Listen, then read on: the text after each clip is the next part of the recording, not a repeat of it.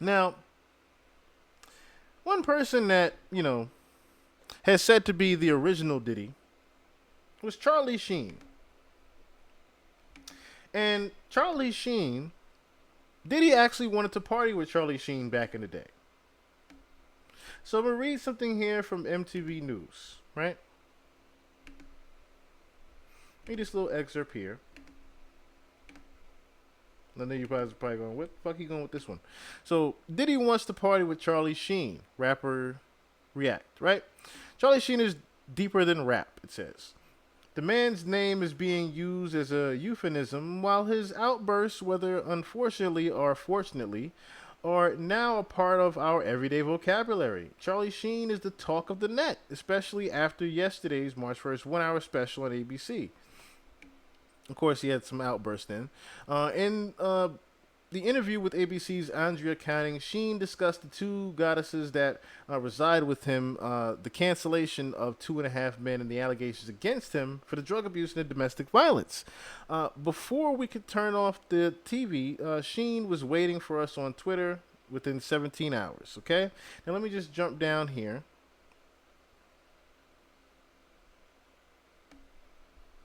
I'm done with the dude.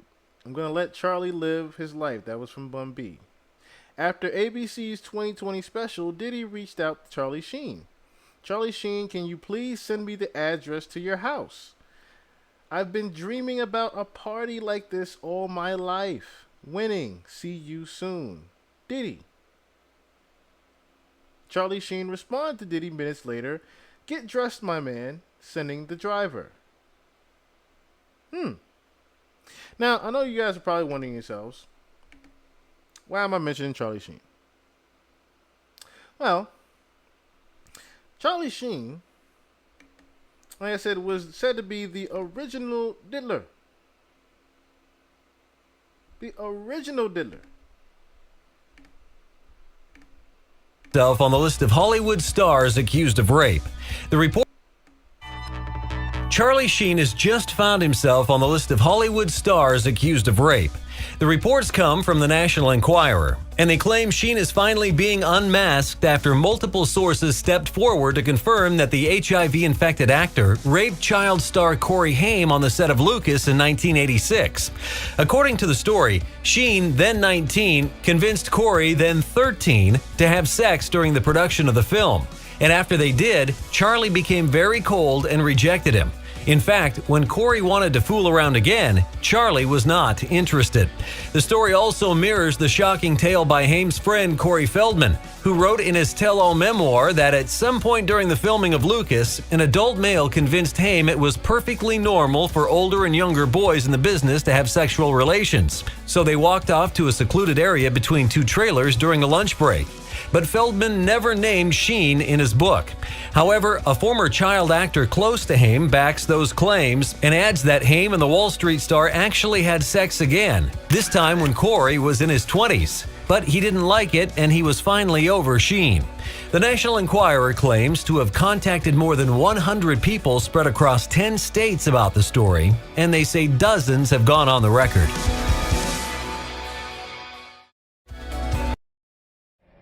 I can destroy you right now, and you know it. Corey, I'm sitting right here. I don't need to do that. I don't have to do that. Corey, I'd love to see you even attempt to do something like that. Are you kidding me? Do I look like I'm kidding you right You're now? an easy target, bro. I'm right here. Let's do this. I'm right here. Hit me with the hardest bull you got. Now, why would I want to try and hurt you? Corey, you opening up to the world about me having a knife in my pocket, and the reason I wear this, man, is like to cover up some scars I have, because like I used to cut into myself, because it's a way to feel, I hear. And like mentioning that, you just rip the envelope, man. I'll go you one better. You let me get around in my life, man, raped, so to speak, when I was about 14 and a half, and I'm saying this right now, by the guy you still hang out with, and tell me I'm 14 and a half, take responsibility. You know exactly what I'm talking about. What'd you do, man, when you saw that going down when I was 14 to me? What'd you do? You knew about it. Besides being his best friend. What'd you do? What'd you do? Tell us what you did, man. I believe Lines of cocaine with me. God bless you. You want to talk about the truth? Okay, well, then let's talk about the truth. I was being molested at the same time by somebody else. What'd you do? What'd you do? Talk to you about it. You talked to me about Yeah, it? sure. You told me while I was sleeping, this happened, this happened. I'm like, dude, Right. you weren't sleeping. Yeah, I was sleeping. Tried to talk to you about it. Yeah. Sure. Were you sleeping? I was awake, Corey. I was Okay. very aware of what's going on with me. So imagine that.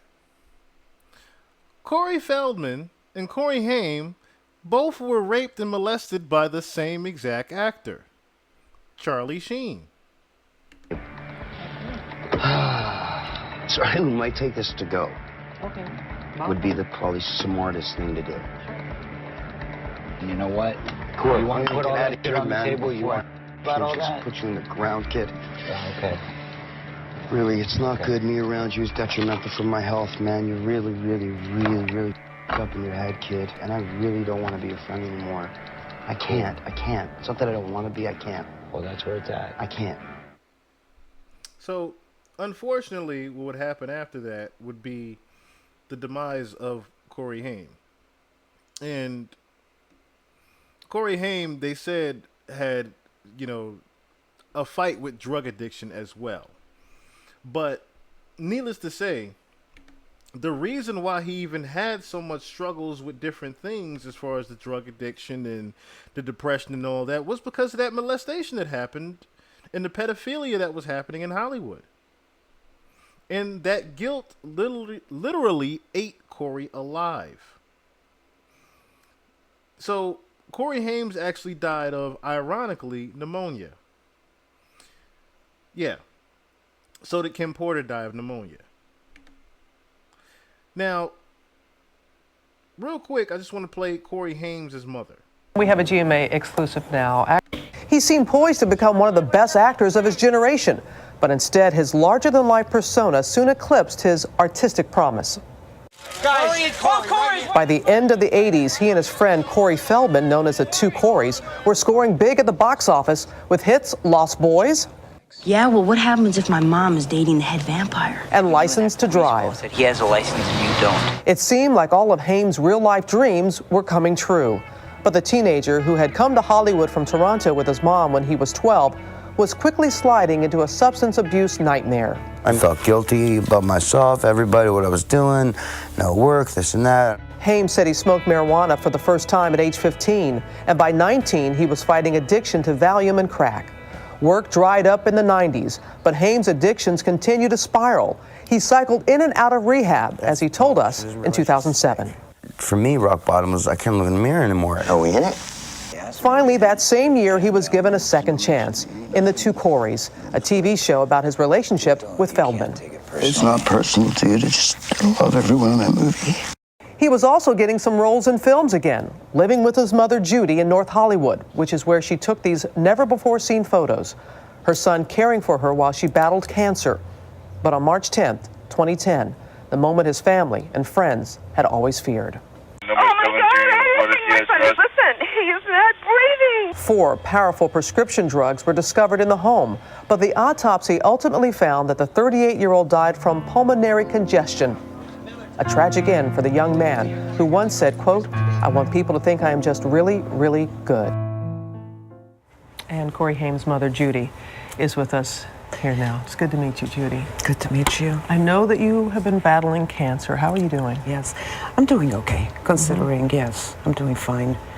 I'm hoping I'm in remission. I had my, I'm finished with all my treatments. Good. Yeah. I know that your son, you moved in together after you were diagnosed because he wanted to take care of you, and that's something that he always wanted to do. You all were so incredibly close. I mean, Yes. How have you gotten through this almost year now? Well, it's been very difficult. Oh my God, to say the least, you know. I was diagnosed July, I think, 2009. Mm-hmm. And it was a shock. It was a shock. My daughter came down as well for my operation. My son was there, and then she had to go back to Toronto. Corey and I lived together. I lived with him, by the way. Mm-hmm. It's, you know, Mm-hmm. a lot of misconceptions out there. Right. And he was awesome, I have to say. He was really petrified. He didn't know what to do with it. He was really scared. When actually they said that you have cancer, breast cancer, he tried to make light of it. Right. You know. But he was there. He was there. He was holding my hand. He went to every single doctor with me. He went through the chemo with me, part of the radiation, because he passed away in the midst of my radiation. So you stopped at that. I stopped at that point. Yes. You were there. We heard the 911 call. Could you just recall for us that day, maybe the day leading up? How was he feeling? What was he doing? You know, I gotta tell you, Cory and I played a lot of Frisbee together. We stayed at the Oakwood Apartments, and we always played on the courts and the tennis courts. And the night before, he said, do you want to play? It was really cold outside, very windy, and he said, do you want to play Frisbee? And I said, yes. And we went and we played Frisbee. And usually we play close to an hour. We played for about 30 seconds, and he says, you know what, Mom, I'm not feeling well, let's go back. So I thought he's coming down with something. So the night went fine, and the next morning I came back from my radiation, and he started with a fever, he started getting sick with a fever. So I was like home with him all day trying to monitor his fever, putting compresses on his head, giving him a whole bunch of stuff, you know, trying to give him a lot of drinks, and that's the whole day went like that. It wasn't anything at all that I would have worried about, you know, except just 101 fever or whatever it was.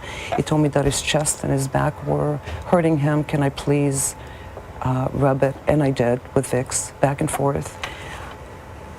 You just thought he had the cold, the flu, absolutely. Or something like that. Absolutely. And I don't have to tell you, you know what people said right after his death, that it had to be a drug overdose. And there were prescription drugs that were found, but the coroner a few months later said, no, it was pneumonia. But let me ask you this, Judy.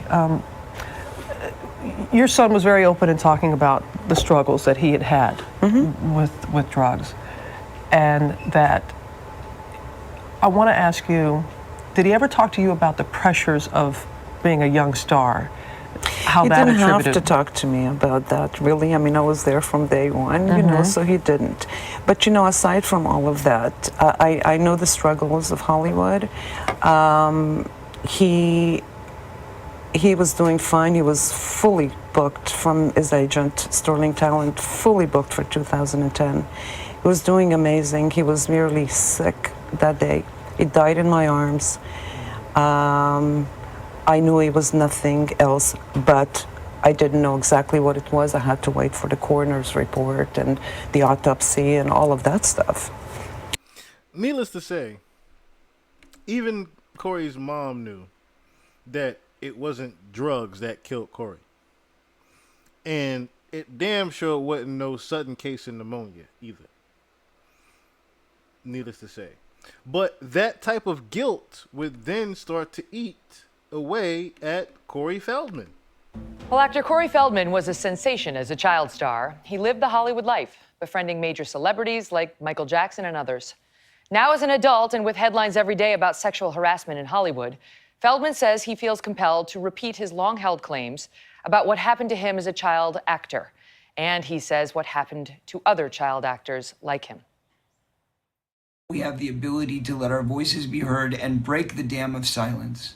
Cory Feldman once again opening up about the dark side of the spotlight. In a new YouTube video, the former child star vowing to expose a ring of Hollywood pedophiles who he claims have abused thousands of children. I can name 6 names, one of them who is still very powerful today.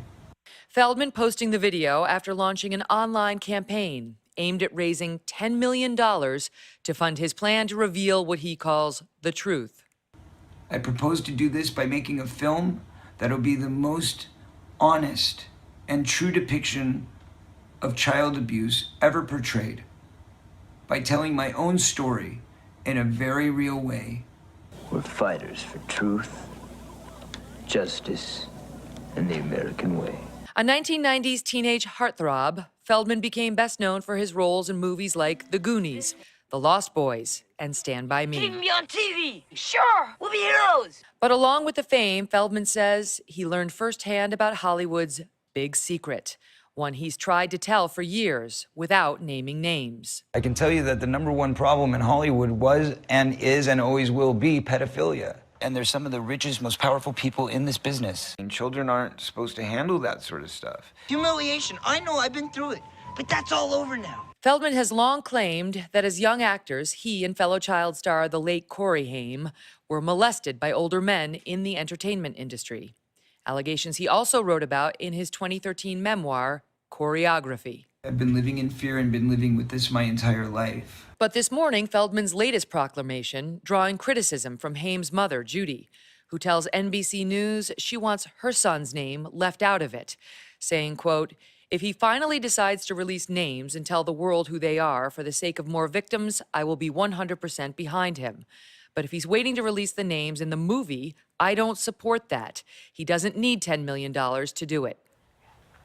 We're back now with actor and musician Cory Feldman. Cory is vowing to expose a ring of Hollywood pedophiles through a film he would like to fund to the tune of $10 million. Cory, thank you for being with us. Thank you, Megan, for having me. I don't think anybody today is doubting that you were, in fact, a victim of pedophilia. The questioning has been about why wouldn't you just come out and name names if you believe there are active pedophiles hurting little boys right now. Absolutely. In Hollywood. And believe me, I would love the pain to stop today. This is about creating a cycle of awareness. This is about opening people's eyes and minds to the fact that this is a real problem, that it... Notice how when she asked him that, he quickly avoided that same conversation. Tamika, you're very right. He's paid to shut the fuck up, basically. He will never say those actual names. That's the actual hustle and things. And yes, kids like Shia LaBeouf, the Phoenix family. You're very right, Juju, as well. A lot of those kids, a lot of those foreign kids, they're basically, you know, even if in the music industry, you think about Rihanna, all these kids are basically trafficked from overseas and basically played with and molested as they're coming up in Hollywood. And then they're told it's the way, basically. As you heard, Charlie Sheen basically told Cory Haim, hey, this is how things are done. I have some actual unsettling news about, you know, MJ when we actually, you know, get into him. Sloan Bella actually channeled MJ, and all I'm going to say is MJ didn't know any better. That's all I'm going to say with that one. But Cory... both the Corys, along with a lot of others, the Justin Biebers, the Ushers, they've all had to go through. We see what's going on with Dan Schneider in the Nickelodeon special. This is something that's been happening since the early, not even 90s, since damn near the early 60s and 70s. really exists. Unfortunately, I have tried time and time again through the years to get this story out, to get the points across, to get the names out. We've seen you try. We have spoken about this Absolutely. for years. Over and over. But and what about the names? Have you ever named names? I have. I told in 1993, I told the Santa Barbara Police Department when they came to interrogate me about Michael Jackson, trying to convince me literally that my friend was a pedophile. And I told them, no, he's not. I said, in fact, if you want to know what a pedophile is like, I can tell you very specifically because I've been molested. And they said, oh, really? By who? I said, well, I can give you the names. Here they are. And they said, okay, well, you know, unfortunately, that's not our area. That's outside of our community, our jurisdiction. Did you ever follow up in the right jurisdiction in Los Angeles? Because let me tell you something. When you're a kid, when you're an 18, 19, 20-year-old kid, you try telling the police, which is a very big thing to do. And especially when it wasn't even my situation. I was just answering for a friend. Mm-hmm. So the fact that I found the courage to even throw it in there and hopefully get some support, and then they were like, sorry, they just shut it down like it didn't matter. And this was when it was still within the statute of limitation. That's right. It was within my 10 years. Because in California, we're only allowed 10 years to report these crimes. And if you're a kid, and this happens to you at 12, 13, 14 years old, that means you have until you're 22, 23. Well, how many people by 22, 23 are self-aware enough to know that they can come forward and they won't be scolded, they won't be shamed? I did, and I was shamed. I want to just tell the audience that we did reach out to the Santa Barbara Police Department. They did not get back to us. Of course. You know, we've seen right now a stream of victims coming forward, accusers. Thank God. Is the better word, because these cases haven't been adjudicated. But there are a stream of accusers come forward in Harvey Weinstein and other cases. They do name names, even though they may be outside of the statute and so on, because they want to out the person as a harasser.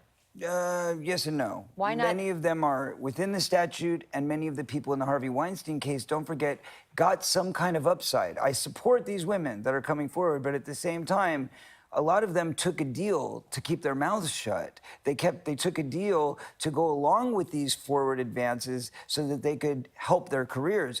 We never had that I don't think deal. you're characterizing what they did correctly at all, with respect. I think they took a deal because they felt helpless, they didn't know what to do, and this is the only measure of justice they felt they could get. Exactly that. Speaking of which, yes, league appeal. Shirley Temple in Baby Burlesque. That's what I said. Even since the 60s and 70s, this has been going on. Juju also mentioned MJ was groomed by Berry Gordy and Quincy Jones. Yes, and that's why I said what I said about when we get into MJ. Unfortunately, MJ was taught those things. So being that he was taught those things, there were some practices that MJ did, unfortunately, that Cory doesn't want to mention. I understand, but I wasn't awarded that opportunity. Neither was my partner. We never were given an opportunity to possibly get an upside for our victimization. We were right now, the abused. upside is protecting other little boys right now. We were abused. Correct, absolutely. And the soonest that I can have protection, I don't have to wait until the film is done. Nobody says that I have to wait till the film is done. But the most important thing right now is that I have security. Somebody tried to kill me the other day. I've been arrested. This is no joke. I am fearing for my life. Someone tried to kill you? Yes. What happened? Yes, I had 2 trucks come speeding at me on the highway at the same time. Okay, I was with 6 other people. I have many witnesses to this. Now, I'm not saying they were trying to kill Cory Feldman, but they were definitely trying to kill a group of people walking across the street. But wouldn't you be more safe if you named the perpetrator right now and therefore immobilized him from coming after you? If that was the case, if the law protected me, I would do it in a second. But how do I protect myself when they're going to spin it? They're going to call me a druggie. They're going to call me this. They're going to call me that. They're going to diminish my worth. And then they're going to come after me with a legal team. If I have no money to represent myself, if I have no money to defend myself. Gloria Allred has been out there saying she'll represent victims of these types. She's never offered to represent me. But there. Now, notice how even back then, remember, this is 6 years ago, when Cory first came out with all this. And the reason why he was so nervous about not even dropping the names back then was because it's not in the Cat Williams era, of course. This is when you could easily get the defamation of character. Oh, this person could just sue me. I can't just say this name. There's no actual proof except for back in the day. Then, of course, I don't want to actually say that this person actually did this because then I don't want to look away also. I don't want people to think that I'm a certain way. That's also another angle to why Cory couldn't necessarily say anything 6 years ago versus him being able to say something now and he still doesn't. That's the only contradiction of it. Cory still won't say that Charlie Sheen is the one that did something. He still won't confirm it. And yes, I didn't even know about that, actually. I was going to say, I knew about Drew Barrymore. Me and my best friend actually talked about Drew Barrymore before and her unfortunate, early days of child acting and the molestation that she went through. But I didn't know about Judy Garland. I didn't know anything about Julie Garland in The Wizard of Oz. I didn't know about that one. But so many of these child stars have had to go through this, unfortunately. And shout out to my Aunt Tazi, who sent me something recently that I was reading on Justin Bieber. That we can get into kind of right now.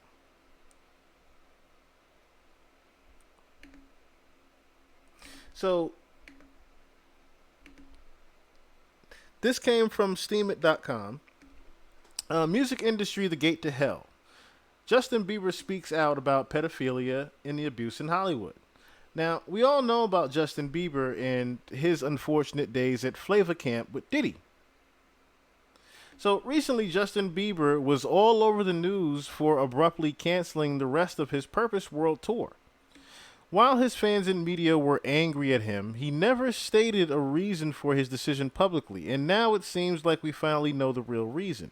In the last few months, Justin had become a more active Christian and a regular member of a Bible study in Beverly Hills. Last week, he then shared a horrific story with the other Bible study members, explaining why he felt that he had to quit his tour and take a break from the music industry. He was attending a party with many other producers, power agents, and different important figures in the music industry. A young boy had been brought to the party for the sexual gratification of the industry elite, and he was encouraged to sexually abuse it. Now, also, if you guys remember back in the day with Justin Bieber, there had actually been there's a compilation clip of many women, and I mean many women, sodomizing Justin. But that's not the only people that have done it. It's actually men in the industry that have actually done it as well, especially since he was very young. So I didn't want to do this. I really didn't. They said this kid was drugged. It was horrible, Bieber said, explaining that it was made clear to him that he would gain entry to the business side of the industry if he joined the club by passing the initiation rites. I wouldn't just be a performer, I'd be a mogul. That path would open up for me like it did for Jay-Z. It's the difference between being a millionaire and being a billionaire. Notice how he also mentioned Jay-Z in that. As shocking as these details are, they really show the dark side of the music industry. Justin was encouraged to take his career to the next level and join the club just like Jay-Z and many others. Although he had heard rumors about these kinds of rituals in the industry, Justin stated that he hadn't been confronted with it before on a personal level. To join the club, I'd have to do bad things to this poor kid. But then I realized that even that wasn't enough for them. I'd also have to kill this little child. They said this kid was raped by a few different guys. They said he was bleeding. I got out of there, but I heard he died, and that haunts me. So Justin basically was about to sign another kid star, but unfortunately, the kid actually passed away. And Justin feels very much at guilt for that. Several other sources have confirmed similar pedophile rituals. When you look up the Bohemian Grove Club in LA, which we also covered, which Alex Jones actually uncovered several years ago, you will find a lot more information about these same rituals. Now, of course, to just speak on that real quick, we also, when we went to Bohemian Grove, we actually saw the altar where the baby is actually, a fake baby is actually put there and actually burned as part of the introduction ritual at Bohemian Grove as well. They drug young children and bring them into parties, then asking celebrities to abuse them sexually. If the person asked to abuse the child doesn't agree, he gets threatened with his own life. But then if they do agree, the whole act gets filmed. And that's how they get you. Having a celebrity committing a crime like this on video is putting on huge pressure on them. And they can then be blackmailed for the rest of their lives. Those poor children are drugged and then not only raped, but later on also killed under shocking circumstances, such as Corey Haim. They are purposely being tortured and experience fear of life so that there's adrenaline in their blood, which these cannibals then drink to make themselves feel stronger. Elijah Wood filming Hollywood full of organized child sex abuse. Elijah Wood was another one that came out recently saying the same exact thing. Rumors and statements about pedophilia and child abuse in Hollywood have always been there, but are often disposed as conspiracy theories or just not taken seriously. Now it seems like finally more and more Hollywood stars are speaking out about it. Famous Hollywood actor Ashton Kutcher had explained in this video how Pizzagate is a real threat, yet this statement never made it to the mainstream media. Movie star Elijah Wood also stated years ago that there was an organized pedophilia mafia in Hollywood. This was a very brave move because it was essentially risking his career and his life by exposing this. But although his story was covered even in some mainstream magazines, most people were still disposing his claims as overdramatic. And I mean, it can go on and on. Like I said, we've gotten different people that have gone through similar things, of course. But needless to say, like I said, it's kind of sickening. It's actually pretty sickening, as much as it's happened, and no one still has said anything about it. That's the crazy thing.